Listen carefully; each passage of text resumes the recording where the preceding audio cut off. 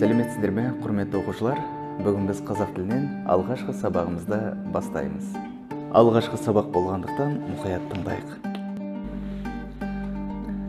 Бүгінгі қазақ тілі сабағымыз алғашқы бірінші сабағымыз. Бүгінгі сабағымыздағы негізгі мақсат мәтіннен негізгі ойды анықтау және тілдік бағдарды меңгеру. Тілдік бағдар деп отырғанымыз әрине не ол? Грамматика, иә? Бүгінгі сабағымыздың тақырыбы отан, оттандастық. Яғни тақырыптан-ақ көрініп тұрған шығар, не туралы айтатындығымыз. Әрине отан жайында, отанның қадір қасиеті жайында. Мен сабақты бастамай тұрып, мына бір сұрақтармен кіріспе жасап көрейін. Сұрақтарға сіздер ауызша жауап іздеп көріңіздер. Ұлы отан соғысы қай жылдары болды? Ұлы отан соғысы туралы не білесің? Неліктен бұл соғыс Ұлы отан соғысы деп аталды? Осы сұрақтарға біз ауызша жауап іздеуіміз керек. Келесі, мына бір суретті көріп отырсаңыздар, сіздердің кітаптарыңызда екінші тапсырмада берілген суретті пайдаланып Ұлы отан соғысы туралы қысқаша әңгіме құрап айт деген. Яғни бұл жазбаша емес, біздің сабағымыздың көбісі бүгін ауызша тапсырмалармен толған деп айтуға болады. Осы суретке байланысты қысқаша бір әңгіме құрауға дайын болайық, жарай ма? Ұлы отан соғысы туралы ғаламтордан көптеген ақпараттар, бірнеше мәліметтерді топтастыра отырып, өзіңнің ойыңмен осыған байланысты суретке байланысты әңгіме құрап айтып бере алуың керек. Әрі қарай жалғастырамыз. Біздің бүгінгі негізгі мәтініміз бүгінгі сабақтағы 6-шы тапсырма. Кітаптағы 6-шы тапсырмаға қарасаңыздар, бізге Баубек Бұлқышевтың өмір мен өлім туралы ой орамы берілген. Осы әңгімесінен біз оқып мәтіндегі негізгі ойды анықтауымыз керек.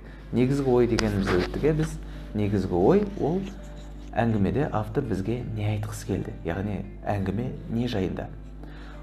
Осы өмір мен өлім туралы әңгімені оқып болып, негізгі ойды 3 бөлікке бөліп түсіндіріп жазыңыз. Әр бөлікте ең кемі 3-4 сөйлемден болсын. Келесі сұрақтарға жауап беріңіз деген, яғни сіз мәтінді оқып болғаннан кейін негізгі ойды анықтап жазасыз, иә? Сосын мәтіннің соңындағы сұрақтарға назар аударыңыз. Сол 6-шы тапсырманың соңында сұрақтар берілген, ауызша жауап беруге дайын болыңыз сұрақтарға. Бұл жерде кейбір сұрақтар келеді. Жазушы адам өмірі туралы қандай философиялық ой айтады? Соғысты ол қалай суреттеген? Оның алдына қойған мақсаты қандай еді деген сияқты 4-5 сұрақ берілген. Сол 4-5 сұраққа ауызша жауап беруге дайын болыңыз, жарай ма? Келесі біз 13-ші тапсырма, келесі тапсырма. Мәтіннен тұрақты тіркестерді табуымыз керек. Мәтіннен тұрақты тіркестерді қалай табамыз? Ол үшін біз әрине тілдік бағдарды меңгеруіміз қажет. Олай болса, бүгінгі біздің өтетін тілдік бағдарымыз тұрақты тіркестер, яғни оларды білу, ажырату және сөйлемдерде қолдана алуымыз өте маңызды. Әрі қарай жалғастырайық. Жалпы тұрақты тіркес дегеніміз не? Біз білеміз, сөз тіркесін. Кез келген бір сөзге екінші бір сөз тіркесіп келетін болса, онда ол сөз тіркесі. Мысалы айтайық, қызыл ала, қара торы, ашық аспан. Бұның барлығы тіркесіп келетін сөздер, яғни сөз тіркесі. Бұларды біз күрделі сөз топтарына жатқызылған едік. Ал енді тұрақты сөз тіркесі дегеніміз не? Тұрақты сөз тіркесі, бұл да сөз тіркесі сияқты, сөз тіркесінің бір сыңары. Мысалы айтамыз ғой, егіздің бір сыңары деген сияқты. Сөз тіркесінің бір сыңары ретінде бұл тұрақты тіркестерді айта аламыз. Мысал ретінде сөз тіркесіне бірнеше мысал келтірейікші. Мысалы, мына жерде бірнеше сөз тіркесін бердік. Қандай сөз? Қоян жүрек. Қоян жүрек. Неше сөзден құралып тұр? 2 сөзден құралып тұр. Қоян жүрек. Мағынасы қандай? Яғни қорқақ деген мағынаны білдіріп тұр, қорқақ. Қоян жүрек. Бұл жерде 2 сөз тіркесіп келіп, не істеп тұр? Бір ғана мағына білдіріп тұр, және бір ғана сұраққа жауап беріп тұр. Қоян жүрек. Қандай? Қорқақ, мағынасы. Келе жатыр. Не істеп жатыр? Келе жатыр, бір ғана сұрақ. Қара торы.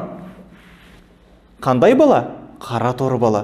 Демек, сөз тіркестерде тұрақты тіркестерге өте ұқсас. 2 сөз тіркесіп келіп, бір ғана сұраққа жауап береді, және бір ғана мағынаны білдіреді. Ал енді келесі мысалға көз жүгіртейік. Келесі мысал тұрақты тіркестерге байланысты. Енді қараңыздар, мына жерде тұрақты тіркестерді бердік. Көзді ашып жұмғанша. Қараңыздаршы. Неше сөзден келген? 3 сөзден келіп отыр, көзді ашып жұмғанша. Бұл жылдам, өте тез аралықта деген мағынаны білдіреді. Мысал айтайық, Арсен көзді ашып жұмғанша маған заттарды алып кеп берді. Кім? Арсен.